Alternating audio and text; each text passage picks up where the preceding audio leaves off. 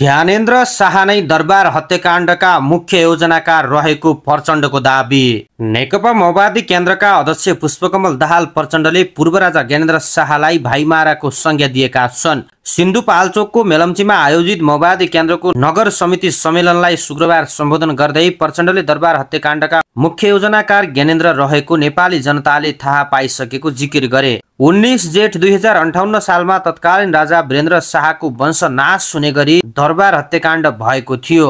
वीरेन्द्रको वंशनाश भएपछि उनका माइला भाइ ज्ञानेन्द्र राजा बनेका थिए। दरबार हत्याकाण्डको वास्तविकता बाहिर नआएका बेला प्रचण्डले ज्ञानेन्द्र शाहलाई मुख्य योजनाकार बनाइसकेका छन्। भाइमारा को हो, आफ्नै वंश मास्ने अहिले ढाक लगाउन मिल्छ।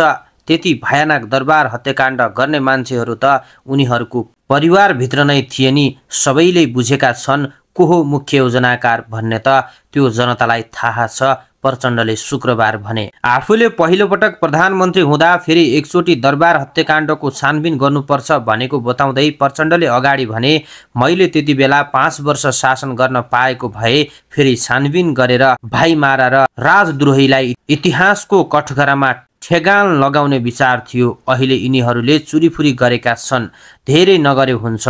आक्रोशिक मुद्रामा भाषण गरेका प्रचण्डले ज्ञानेन्द्रलाई मूर्तिचोर पनि भन्न भ्याए। नौटङ्कीहरू देखाउँदैछ राजा महाराजाको बारेमा 250 वर्षसम्म यो देशलाई कहाँ पुर्यायो नेपाली जनताले बिर्सेको छ। मूर्ति चोर हुन् नेपालका ठूला मूर्ति चोरहरू, अहिले राजा प्रचण्डले भनेका छन्। भाइमारा को हो, आफ्नै वंश मास्ने अहिले ढाक लगाउन मिल्छ।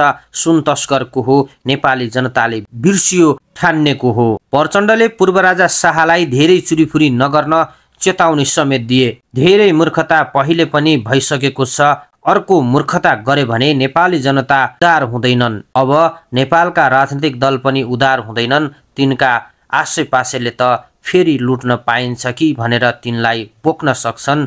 तिमी पनि धेरै उचालियौ भने वा विदेशीको फोटो टाँसेर उनको भरमा आउँछु कि भन्ने सपना देखेको भए त्यो दिवा सपना हुनेछ।